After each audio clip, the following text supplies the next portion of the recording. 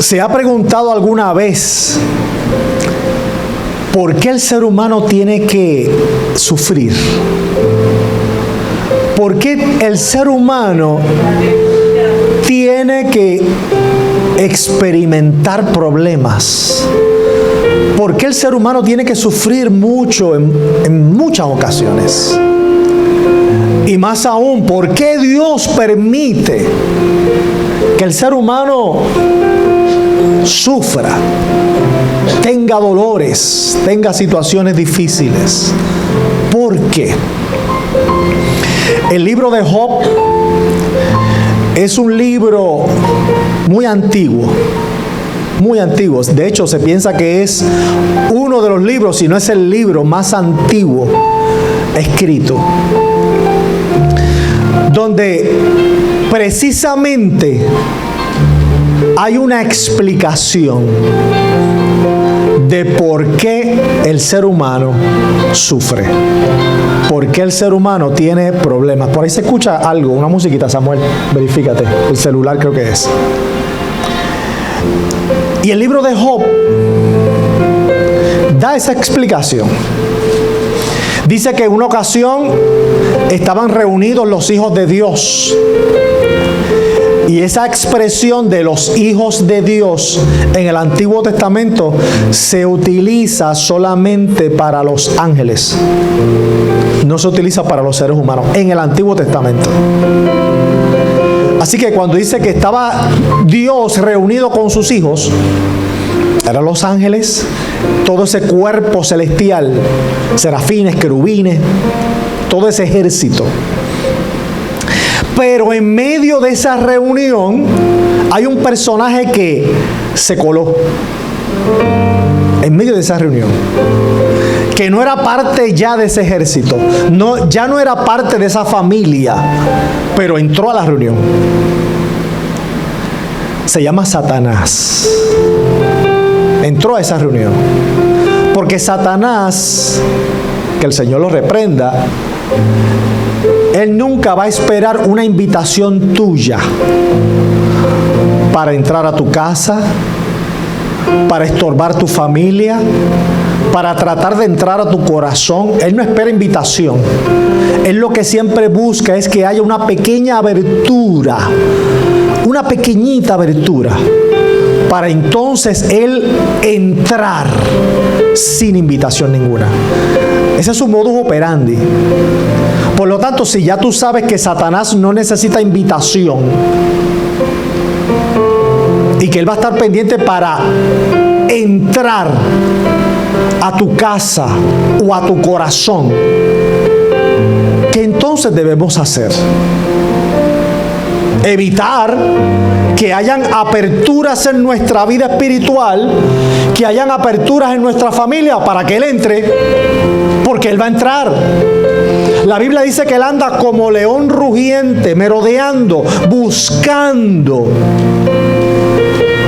¿Tú crees que Satanás no está merodeando tu vida? ¿Tú crees que Satanás no está merodeando tu familia, esperando la más mínima apertura para él colarse, para hacerte daño, para destruir tu familia, para destruir tu vida? Si nosotros fuéramos más conscientes de cómo Satanás opera, estaríamos más cuidadosos de no permitir que hayan aperturas en nuestra vida. Y las aperturas para que Satanás entre pueden ser variadas, muchas, distintas. Puede ser, mire, desde la música. No toda la música es de Dios. Hay música sacra, hay música que es de Dios. Hay música secular, que es música, ¿verdad?, que sale producto de las emociones humanas, música secular. Pero hay música que es producto de las tinieblas. Y cuando hay música que es producto de las tinieblas, o hay exponentes de esa música que le han dado su alma a las tinieblas, y nosotros prestamos oído a esa música, es una apertura que estamos dejando Recuerde siempre que yo lo he dicho aquí, que su cerebro, su mente se alimenta de lo que usted escucha y lo que usted ve. Y si tú estás escuchando constantemente basura, tu cerebro se está alimentando de, dígalo, ¿de qué? De basura. Si tú constantemente lo que estás mirando es basura, tu mente se alimenta de basura. La gente que está allá afuera, que alimenta sus ojos con pornografía, que es basura, alimenta su mente de basura. La gente, los cristianos que están todo el tiempo prestando su oído para los chismes, para los bochinches, está alimentando su mente de basura. Sencillo.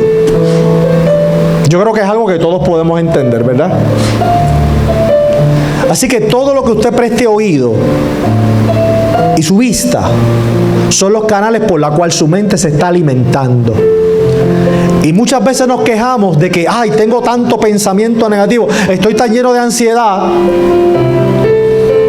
pero todo el tiempo con lo que me estoy alimentando es con basura. Y por eso después cierro los ojos, no puedo dormir. Trato de estar en paz y no puedo, porque me estoy alimentando todo el tiempo con basura. Usted sabe que la gran mayoría de estos jóvenes, gran parte de ellos son jóvenes, lamentablemente, que muchas veces en los Estados Unidos entran a las escuelas con armas de fuego para asesinar a todo el que se encuentre de frente. No importa sea niño, adulto, joven, no importa. Se ha comprobado que la mayoría de los jóvenes que hacen eso, las personas que hacen eso, meses antes y años antes, lo pasan encerrados en su habitación, viendo películas de terror, películas de guerra, matanza, utilizando videojuegos de matanza, de guerra, y están viendo todo el tiempo cosas negativas, cosas horrendas, todo el tiempo. ¿Qué hacen? Ellos están alimentando su cerebro con tanta y tanta basura que llega el momento que ellos planifican entrar a una escuela con armas de fuego. Pero previo a eso, alimentaron su mente con basura por mucho tiempo. Pero si nosotros ya sabemos cómo Satanás opera, somos un poco más de cuidadosos, de estar pendientes a nuestra vida, de no prestar nuestros oídos, nuestros ojos a muchas cosas por donde Satanás puede colarse.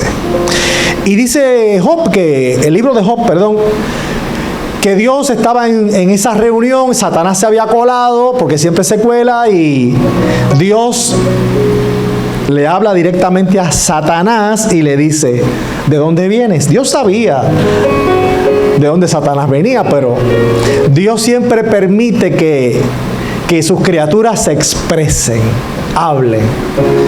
Y Satanás le dice, bueno, vengo de merodear la tierra y de andar por ella.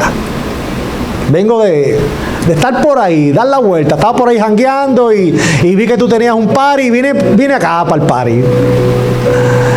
Y Dios le dice, y dentro de esas andaduras que tú has hecho, que has merodeado la tierra y has estado por ahí haciendo estrago, de casualidad, ¿no te has fijado en mi siervo Job? ¿No te has fijado? ¿No has visto algo distinto en esos viajes que has hecho haciendo el mal? ¿No has visto algo diferente, alguien distinto a mi siervo Job? Que no hay ninguno como él. Íntegro, fiel. Y Dios le dice, claro que lo he visto. Pero Él te es fiel a ti, porque como tú lo bendices tanto, tú le has dado tanta riqueza, tú lo has prosperado tanto, por eso Él te sirve. Así cualquiera. Así cualquiera. Dale salud, dale dinero, mucho dinero a cualquiera. Y claro, te va a servir porque tú eres su vaquita de leche.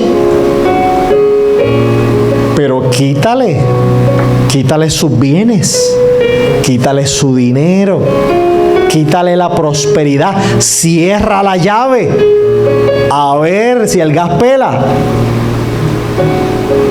Y Dios, sabiendo que Dios sabía quién era Job, de la misma forma que Dios sabe quién eres tú. Dios te conoce. Dios te conoce. Dios conoce tu entrada y tu salida, tu acostar y tu levantar. Dios lo conoce. Dios no necesita que tú le expliques. Él lo sabe. Claro, Él espera que nosotros con humildad le pidamos, oremos, clamemos, intercedamos. Él espera eso. Pero Él sabe. Dios le dice, ok, yo sé quién es Job. Así que te voy a dar el permiso. Te voy a dar el permiso de que tú le quites sus bienes, sus posesiones materiales. Dale, quítasela. Quítasela. Hasta ahí, quítale eso nada más. Así que la Biblia me enseña que cuando Satanás se levanta en tu contra para atacarte directamente, tiene que solicitar un permiso expreso del cielo. Tú eres propiedad de Dios. En ti habita el Espíritu Santo de Dios. Tú has sido sellado para salvación. Y como tú eres propiedad de Dios, Satanás no puede hacer contigo lo que le da la gana. Para Satanás ponerte un dedo encima, primero tiene que enviar una solicitud al cielo. Y si se la aprueban, entonces Satanás puede hacer lo que le permitan. No lo que él quiera, sino lo que le permitan. Y ahí sigue la historia, y usted la conoce, ¿verdad? Que Satanás en un día le quitó todos sus bienes materiales, le quitó sus posesiones. A Job, Satanás le quita a Job todo eso y pierde a sus hijos. Pierde a sus hijos. Qué dolor tan grande, ¿verdad? Qué dolor tan indescriptible. Se dice que no hay un dolor tan grande como la pérdida de un hijo. Es un dolor que va en contra de la naturaleza. Por eso es que el ser humano no tiene herramientas naturales para eso. La muerte de un padre puede ser dolorosa, de una madre, de un esposo, una esposa puede ser muy dolorosa. Pero ya naturalmente venimos equipados para sobreponernos, porque se espera que en algún momento dado los mayores se mueran antes. Eso se espera. Así que venimos preparados para eso, pero no venimos preparados para la muerte de un hijo. No estamos preparados biológicamente para eso, ni emocionalmente para eso. Eso no es parte de nuestro equipaje. Y Job perdió a todos sus hijos, todos, en un día. Pero se mantuvo de pie, se mantuvo firme. Luego Satanás, en otra oportunidad, cuando vio que no pudo tumbar a Job, sí le causó dolor, le causó tristeza, mucho dolor, mucha tristeza, le causó angustia, pero no pudo derribarlo. Job se mantuvo de pie, creyéndole a Dios y confiando en Dios. Así que Satanás utiliza su última carta, y en otro encuentro, en otra reunión en el cielo, le dice a Dios, bueno, después que Dios le pregunta, dice, bueno, ¿y cómo te fue con Job? Le quitaste su dinero, le quitaste todas sus propiedades, perdió a todos sus hijos. ¿Cómo te fue? Y Satanás le dice, bueno, me fue mal, pero claro, el hombre todavía tiene su salud. Y todo lo que el hombre posee lo dará por su salud, piel por piel. El hombre dará toda su riqueza para estar en salud. Tienes razón en eso. Tienes razón. De las pocas verdades que Satanás puede decir, ahí dijo una. La mayoría de la gente que tiene mucho dinero y se enferman, están dispuestos a dar su fortuna por tener salud y poder vivir muchos años con calidad de vida. Darían lo que sea. Así que Dios le da otro permiso a Satanás para que toque su cuerpo. Pero Dios le dice, no toques su alma. Esa alma es mía, esa alma me pertenece a mí. Toca solamente su cuerpo. Y Job empezó a padecer de una especie de enfermedad, una sarna. Una enfermedad dolorosa, triste, una enfermedad repugnante. Una enfermedad que el cuerpo de Job se iba consumiendo en vida. Entonces, ahí la Biblia nos va mostrando cuál es uno de los orígenes del dolor, de los problemas y sufrimiento humano. Los problemas vienen por varias razones. Uno, como dice el libro de Job, porque Satanás solicitó un permiso para molestarte, para provocarte un problema o hacerte la vida difícil. Eso es uno. Segundo, los problemas vienen también por circunstancias de la vida humana. No todos los problemas que tú experimentas es por causa de Satanás. Hay problemas que sí, pero no todos. Hay otros problemas que vienen porque vivimos en un mundo que está dominado por el pecado y las tinieblas, y a causa de eso, este mundo que está corrompido va a hacer que tengamos problemas y dificultades. Vivimos en un mundo donde hay injusticia. Vivimos en un mundo donde hay enfermedades. Vivimos en un mundo donde hay escasez. Y así que a causa de eso, por situaciones humanas, vamos a experimentar problemas. Esa es la segunda causa. Y la tercera causa, que es la causa más absurda, pero es la causa por la cual más nosotros experimentamos problemas, son los problemas causados por nosotros mismos.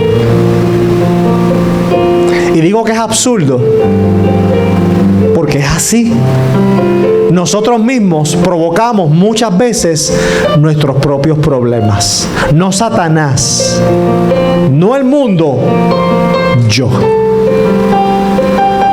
Con mis malas decisiones.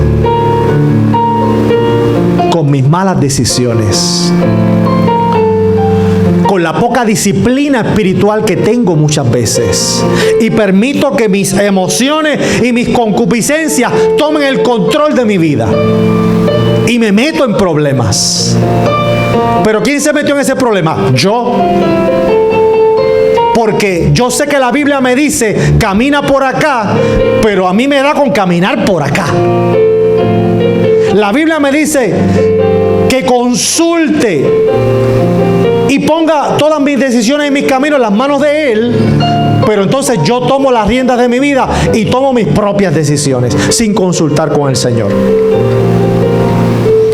Y entonces, ¿quién se ocasiona el problema? ¿Satanás? No. ¿El mundo? No.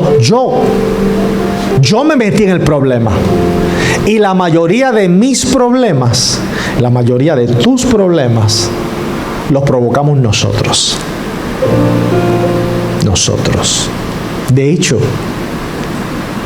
gran parte de nuestro sufrimiento muchas veces, y escúcheme bien esto, gran parte del sufrimiento que muchas veces tenemos aquí, y gran parte de las preocupaciones que muchas veces tenemos aquí, es por problemas que no existen. ¿Lo escuchó? Muchas veces la ansiedad que tú tienes es por problemas que no existen.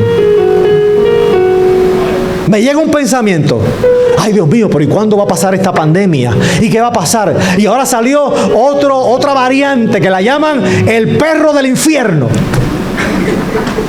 Y si esa variante le llaman el perro del infierno, tiene que ser terrible, que si me da un mordisco me muero. Y entonces ya tengo ese pensamiento aquí, y todos los días estoy pensando en eso. ¿Y si el perro del infierno se me pega? ¿Y si me muero? ¿Y qué va a pasar con mi familia? ¿Y si ese perro muerde a mi familia? ¿Y si muerde a mis hijos? ¿Y si muerde a mi esposa? ¿Y si muerde a cualquiera de mi familia? Y estoy pensando en eso, y pienso en eso, y todos los días estoy pensando en eso. ¿Qué estoy haciendo yo mismo con algo que no ha pasado? Me estoy provocando miedo y ansiedad con algo que no ha ocurrido. Y de esa misma forma, muchas veces tenemos pensamientos aquí de cosas que no han ocurrido, pero yo permito que me torturen, permito que me molesten, permito que me quiten la paz. Y estoy todo hecho un saco de nervios y llego al templo, no puedo orar. Ya perdí hasta el gozo de la salvación. Ya perdí hasta el deseo de ir a la iglesia, el deseo de buscar de Dios. Estoy todo hecho un saco de nervios por solamente pensar cosas que no han sucedido aún. Es que los seres humanos somos tan complicados, ¿verdad? Los seres humanos somos tan complicados. El resto de la creación es simple. Usted ve que un pajarito sale de su nido de madrugada y canta y va y busca su agua, busca su alimento. Si tiene que alimentar a los polluelos, va y los alimenta y sigue volando. Y esa es la vida del pajarito. Y el resto de la creación, así, es una vida sencilla, simple. Pero qué complicada, o qué mucho nos complicamos la vida a los seres humanos. Que hasta nos torturamos de cosas que no han pasado y probablemente ni pasen. Pero ya lo tenemos aquí. Y ya estoy hecho una etcétera. Y hasta estoy poniendo en juego mi salvación por algo que no ha pasado. Entonces, si los problemas ocurren en mi vida por esas tres vías, Satanás, o porque estamos en un mundo lleno de maldad y de pecado y de injusticia, o porque yo mismo me provoco los problemas, ¿qué yo debo hacer entonces? Primero, permitirle al Señor que trabaje aquí conmigo. La Biblia dice en el libro de Jeremías: tú guardarás en completa paz aquel cuyo pensamiento en ti persevera, porque en ti ha confiado. Receta número 1. Tú quieres que esos pensamientos y esas preocupaciones falsas salgan de aquí. Comienza a llenar tu mente de las promesas de Dios. Comienza a llenar tu mente de la palabra de Dios. Comienza a llenar tu mente de todas las promesas que Dios te ha dado. Pero llena tu mente de eso. El pueblo de Israel en el Antiguo Testamento tenía la costumbre de que Dios la había mandado, que ellos en su ropa, ellos tenían que tener una filacteria, ellos tenían que escribir los mandamientos en su ropa y tenían unos flecos en su ropa. Pero había también ocasiones en que ellos le escribían y lo colocaban en una cajita. Y esa cajita ellos la amarraban aquí a la frente. Y ellos caminaban todo el tiempo con esa cajita literalmente aquí en la frente. Y dentro de esa cajita estaban los mandamientos. Claro, era algo simbólico. Pero ¿qué te quería decir Dios con ese símbolo? Que la palabra de Dios tiene que estar siempre aquí, en tu mente. Y que si la palabra, las promesas de Dios están siempre aquí en tu mente, cuando Satanás envía un dardo negativo, envía un dardo, aleluya, con un pensamiento negativo, la palabra de Dios que está aquí bloquea, forma una barrera, un escudo para evitar que ese pensamiento negativo se quede ahí. tú quieres que la paz de Dios habite en tu vida, permite que la palabra de Dios esté permanentemente en tu mente. Porque dice, aquel cuyo pensamiento en ti persevera, porque en ti ha confiado. Permite entonces que la palabra del Señor siempre esté en tu mente, en tu corazón. Y eso va a evitar que los dardos de las tinieblas, que los problemas del mundo, que las situaciones que ocurran, te agobien, te inunden. Por lo tanto, cuando leemos el libro de Job y la palabra del Señor en su totalidad, nos damos cuenta de una realidad. Los problemas van a ser inevitables. Si yo me cuido y no los provoco yo, mis propios problemas, como quiera los problemas van a venir. Porque son parte de este mundo contaminado, aparte de que Satanás me está merodeando y te está merodeando a ti. Así que, realidad número 1, los problemas son parte de la vida, de esta vida humana. Todo ser humano que esté caminando sobre esta faz de la tierra va a tener problemas. Eso es una realidad. De los problemas no te puedes escapar. Los problemas van a estar ahí. Así que hay un principio psicológico que dice que el dolor que tú experimentes de los problemas, ese dolor es inevitable.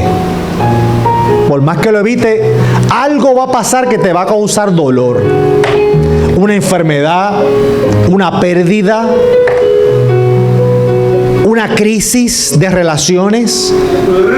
Eso te va a causar dolor, un dolor emocional o un dolor físico. Eso es inevitable. El dolor y los problemas son inevitables. Pero ¿sabes qué puedes evitar? El sufrimiento. Porque el sufrimiento tiene que ver con la actitud. ¿Cómo tú asumes ese problema? Llega el problema, pero ahora, ante ese problema, ¿qué vamos a hacer? Llegó la crisis, llegó la enfermedad, llegó la situación difícil, pero ahora, ¿qué yo hago ante ese problema, ante esa crisis? Si yo permito que ese problema me inunde, que ese problema me hunda, entonces ahí viene el sufrimiento. Porque yo voy a pensar y voy a sentir que mi vida es una tragedia, que estoy hundido en un hoyo tan y tan profundo que no puedo salir de ahí, que ya Dios se olvidó de mí, ya Dios me abandonó. Voy a estar sintiendo eso. Eso es sufrimiento. Voy a sentir y voy a pensar que lo único que hay en mi vida es el problema, la crisis. Eso es el sufrimiento. Pero si cuando llega ese problema, esa crisis o ese dolor que me está causando dolor, me está causando tristeza, tengo que llorar porque hay que llorar, me está causando un malestar, y yo digo, a pesar de esta tristeza, a pesar de este dolor, a pesar de estas lágrimas que yo estoy derramando, yo sé que mi Redentor vive, yo sé que el Señor está conmigo, porque Él prometió que nunca me iba a abandonar. Por lo tanto, me duele, pero yo sé que no estoy solo. Me da tristeza y estoy llorando, pero yo sé que el Señor no me ha dejado sola. Entonces, el problema y el dolor es inevitable, pero estoy evitando el sufrimiento. ¿Por qué? Porque en mi mente están las promesas de Dios. Mi fe está basada en Cristo, mi Redentor. Y yo sé que el Espíritu Santo está conmigo, está a mi lado y está dentro de mí. Habita esta casa, habita este templo. Por lo tanto, no importa el problema que ocurra, la crisis que pase, que yo no estoy solo. Me duele, estoy llorando, pero no estoy sufriendo, porque todavía en mí hay esperanza. Abraham, en un momento dado, parte de sus grandes errores. Abraham, el padre de la fe, el hombre que nosotros conocemos como el padre de la fe, parte de los mayores errores que tuvo fue por falta de fe. Por falta de fe. Mira qué contradicción. El padre de la fe, los grandes errores de él fueron falta de fe. En una ocasión iba para Egipto, porque había hambre en Canaán. Así que él va para Egipto. Sara, su esposa, que dice la Biblia que era una mujer hermosa. Y cuando la Biblia dice que Sara era una mujer hermosa, y que aparentemente lo era, yo lo creo porque la Biblia lo dice, pero aparentemente, mire, cuando Abraham y Sara llegan a Egipto, vieron que Sara realmente era una mujer bien hermosa.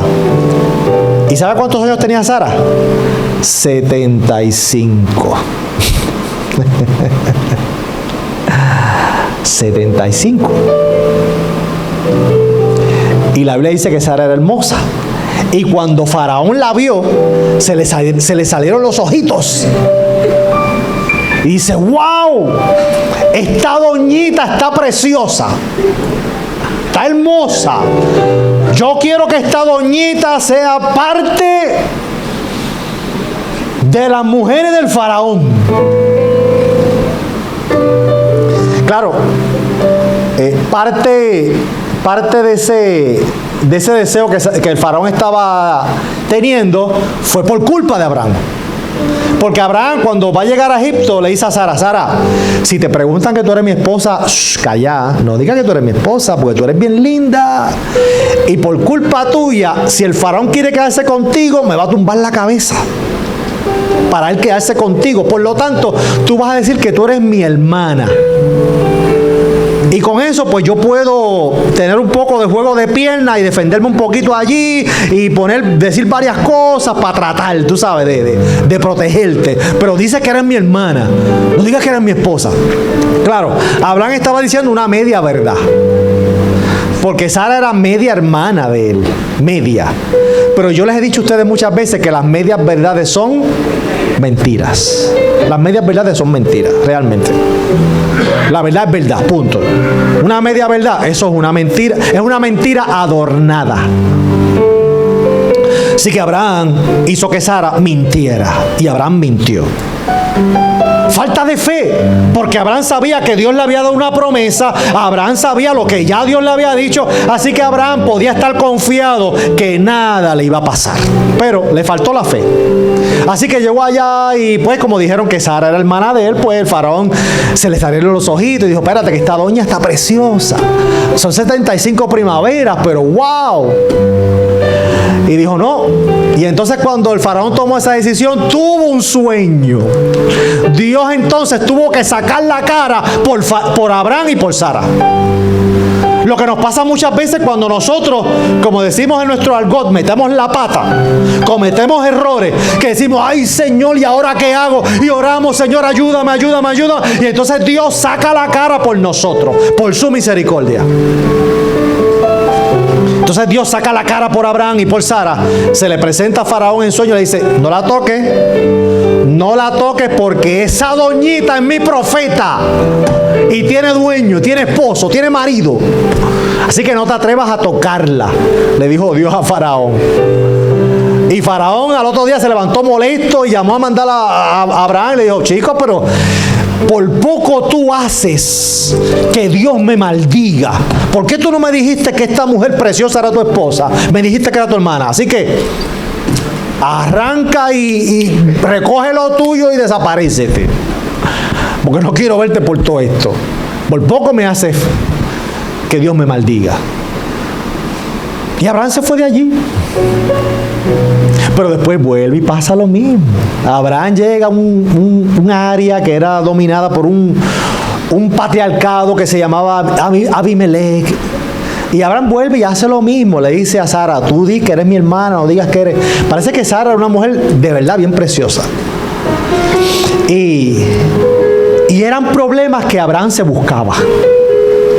Abraham se los buscaba, porque Abraham era el portador del pacto de Dios. Ya Dios había hecho un pacto con él. y le había dicho que la descendencia de Abraham iba a ser innumerable. Innumerable.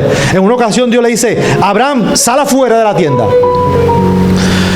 Cuenta la arena. Cuenta la arena. Obviamente Abraham no podía contar la arena. Trata usted de ir a la playa y contar los granitos de arena. Imposible. No se puede. Y luego Dios le dice: mira hacia el cielo, mira las estrellas. En aquel momento sí se podían ver las estrellas. Ahora no, por la contaminación lumínica, ¿verdad? Usted trata de ver al cielo y ver las estrellas, casi no se ve. Cuando se va la luz, gracias a Luma, entonces podemos ver las estrellas. Así que, por lo menos Luma hace algo bueno. Podemos ver las estrellas en la noche. Y cuando Abraham mira las estrellas, Dios le dice: trata de contarlas. Y Abraham dice: no puedo, son demasiados. Así va a ser tu descendencia. Ahí hay dos mensajes. Dios le dice a Abraham: cuenta la arena. ¿De qué está hablando? Está hablando de un pueblo terrenal. Está hablando de Israel como nación terrenal. Cuando Dios le dice: mira las estrellas, ahí Dios proféticamente le está hablando de la iglesia, porque la iglesia es del cielo. Y ya Dios le había dado pacto, había hecho pacto con Abraham. Así que Abraham comete sus errores por su falta de fe. Pero Dios sacó la cara por él. ¡Qué bueno! Pero ¿qué nosotros entonces debemos hacer ante las adversidades? Enfrentarlas. De los problemas no se huye. Está comprobado que cada vez que tú huyes de algo, más te persigue. Y cuando te alcanza, más duro te ataca. ¿Tú no te has dado cuenta que por más que tú tratas de evitar un dolor y tratas de evitarlo y te tomas medicamento y medicamento para que el dolor no te ataque, pero cuando el dolor te ataca, el dolor te va a atacar duro y duro de verdad? Así que mientras más tú le huyes a algo, más te va a perseguir y más duro te va a atacar. Así que hay un principio en la psicología también que dice: aprende a aceptar las cosas. Porque si tú aprendes a aceptar las cosas, tú te adaptas y desarrollas destrezas para enfrentar eso que tanto dolor te está causando. Acéptalo. Si es un dolor que sabe que va a estar ahí, acepta que el dolor va a estar ahí. Y si aceptas que el dolor va a estar ahí, vas a preparar tu mente para que ese dolor no sea tan intenso y le vas a quitar la atención al dolor. ¿Sabe por qué sentimos dolor? ¿Sabe por qué? Porque somos conscientes de ese dolor. Somos conscientes de él. El cerebro no tiene la capacidad de sentir dolor, el cerebro en sí. Por eso cuando, yo no sé si usted ha visto en algún documental, le abren el cráneo a alguien en una operación y lo están operando, le están tocando el cerebro y la persona la dejan con los ojos abiertos, alerta, despierta. Y mientras le están tocando el cerebro, le dicen a la persona: ¿cuántos números tú ves aquí? Y la persona: tanto. La persona no siente dolor y le están tocando el cerebro. No tiene el cráneo, le están tocando el cerebro. Los médicos hacen eso para saber dónde van a operar.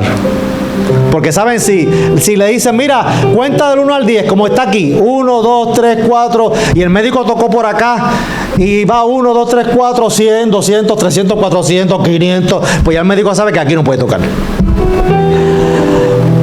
Yo he visto esas operaciones que el médico está tocando el cerebro y la persona está tocando un instrumento. Está tocando el violín, o está tocando la guitarra, o está soplando un instrumento de viento, y el médico ahí con el cráneo abierto tocando. Porque sabe que tan pronto la persona está tocando el violín y de momento esa nota se desafina y ese violín pegado al cantazo, el médico dice: pues aquí no hay que tocar, es el otro lado. El cerebro de por sí no siente dolor. El dolor es una reacción de conciencia,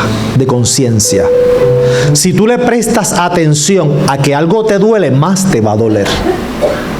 Más te va a doler.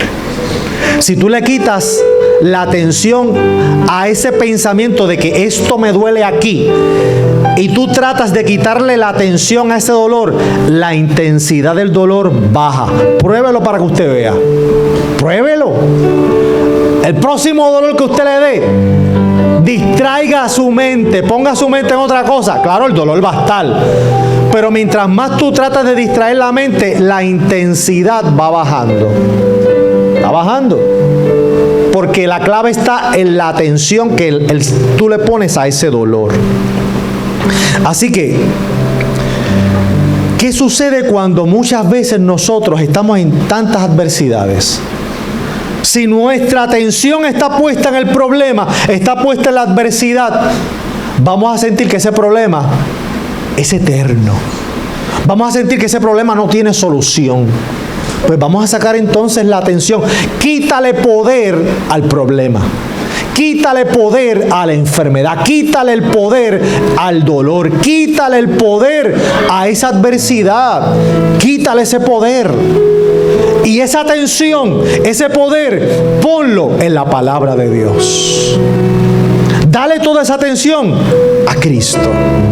¿Cómo? Señor, yo estoy atravesando por un problema, tengo una situación difícil, pero yo sé que en medio de esta situación tú estás conmigo. Yo no sé qué tú vas a hacer para que este problema se resuelva. Yo solo sé que algo tú vas a hacer.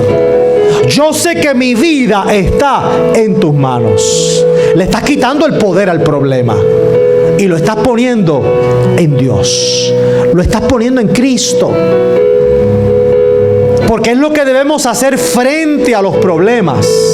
Sabe que los problemas van a llegar. El dolor va a llegar. Pero el sufrimiento lo puedes evitar. Tomando la decisión de que llegó este problema. Llegó. No voy a huir. Vamos a enfrentarlo. Llegó. Vamos a ver qué hay que hacer.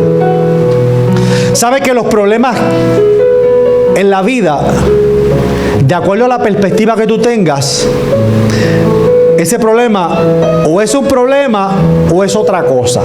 Por ejemplo, yo aprendí a ver los problemas, y estos son procesos de la vida, esto no se aprende en la universidad, son procesos de vida, procesos de la vida. Esto es la escuela de la vida, la universidad de la vida. Yo he ido aprendiendo a ver los problemas no como problemas, sino como un proceso de aprendizaje, una oportunidad para aprender algo. Como yo dije en un mensaje, no es preguntarle a Dios por qué, sino para qué. Porque en el para qué hay un propósito. ¿Qué tú quieres que yo aprenda? ¿Qué yo necesito adquirir? ¿Qué destrezas necesito aprender de este proceso que tú estás permitiendo? Porque si la Biblia me enseña que ni una hoja de un árbol se mueve si no es la voluntad de Dios, quiere decir entonces que si yo estoy atravesando por un proceso difícil es porque Dios lo ha permitido. Y si Dios lo ha permitido, hay una razón. Hay una razón. Entonces ahí yo tengo que buscar para qué Dios está permitiendo esto en mi vida. ¿Qué yo tengo que aprender? Y cuando tú desarrollas esa mentalidad, llega el momento que tú sientes que ya no tienes problemas. Porque ya no son problemas, son procesos de aprendizaje. ¿Ya? Se acabaron los problemas. ¿Por qué? Porque ya tú no los ves como problemas. Lo ves como una oportunidad de aprendizaje. Un problema es algo que te incomoda, que te causa una dificultad. Pero un proceso de aprendizaje es distinto. Está ocurriendo algo para que tú aprendas. Vamos a aprender de Job. En esos versos que leímos del capítulo 42, Job dice, el verso 4, escúchame, te ruego y hablaré, te preguntaré y tú me enseñarás. Job, dentro de todo el proceso que él vivió, que lo perdió todo, sus propiedades, sus bienes, perdió a sus hijos, perdió posiblemente hasta su matrimonio, porque doña Joba le dijo en una ocasión, maldice a Dios y muérete. Así que probablemente hasta su matrimonio perdió su salud, lo pierde todo. Y en medio de ese proceso, ya finalizando, él reconoce que había que aprender cosas dentro de todo el proceso. Y que él aprendió cosas del proceso de la vida y de su prueba, porque él dice, de oídas te había oído, pero ahora mis ojos te ven. Es decir, antes yo te conocía de teoría, antes yo te conocía de mi mente, antes yo te conocía de que otros decían que tú eras bueno, pues yo creía eso y yo te seguía por la experiencia de otros de teoría, pero ahora yo te sirvo y yo sé que tú eres bueno porque yo lo he vivido en mi carne, yo lo he vivido en mi cuerpo, yo lo he vivido, lo he experimentado, lo he sentido. Ahora yo puedo ser testigo de eso realmente. Ya no es teoría, ahora es una experiencia viva. De oídas te había oído, pero ahora mis ojos te ven. Esta prueba ha hecho que yo pueda verte cara a cara. Esta prueba ha permitido que yo pueda verte a los ojos. Esta prueba ha permitido que yo me sienta más cerca de ti. Permite que el problema, permite que la circunstancia difícil, permite que te eleve.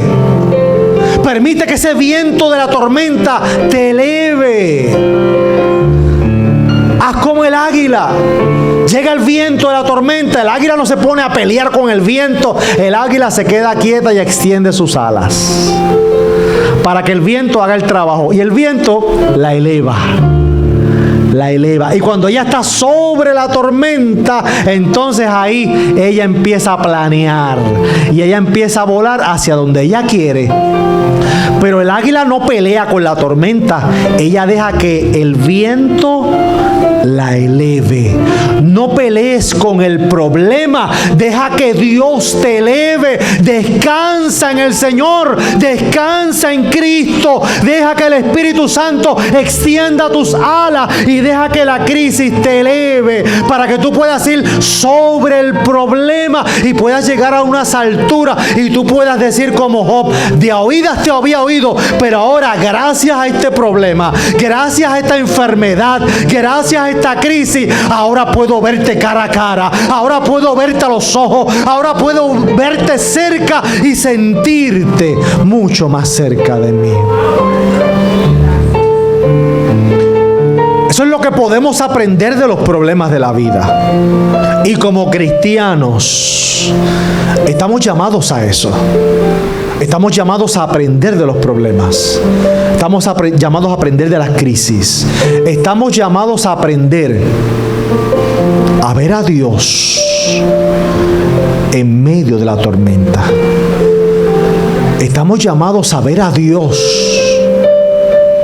ahí en medio del proceso del divorcio, ahí en medio de donde te están dando el diagnóstico de la enfermedad terminal, ahí en medio de donde te están dando la carta de despido, ahí en medio donde el banco te está enviando una carta de desahucio, ahí en medio donde el banco te está diciendo el carro me lo voy a llevar porque no puedes pagarlo.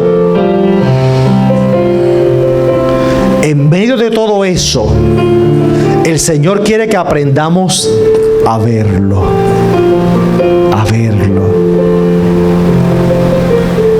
No esperes ver a Dios solamente en las cosas extraordinarias. Aprende a ver a Dios en las cosas simples, inclusive dentro de los problemas. Aprende a ver a Dios en las cosas grandes, pero también en las cosas pequeñas, donde Dios está obrando. Porque el mismo Dios que es el que obra para que esas ballenas enormes, ellas naden allá en el medio del océano y naden todas juntas y vayan todas juntas en grupo con esos animales tan grandes, es el mismo Dios que le está dando dirección a la hormiga para que ella ande también en grupo y que trabajen en equipo y que no se separen. El Dios de lo grande es el Dios de lo pequeño. El Dios de lo extraordinario también es el Dios de lo ordinario. Hay que aprender a ver a Dios en todo. Vemos la gloria de Dios en el culto. Vemos la gloria de Dios en la campaña. Vemos la gloria de Dios cuando se sanan los enfermos, cuando los muertos resucitan, cuando los paralíticos se levantan y siguen caminando. Vemos la gloria de Dios cuando los ciegos recuperan la vista. Pero también hay que aprender a ver la gloria de Dios cuando un niño está sonriendo. Cuando un niño se ríe a carcajadas porque está jugando, ahí también hay que ver la gloria de Dios.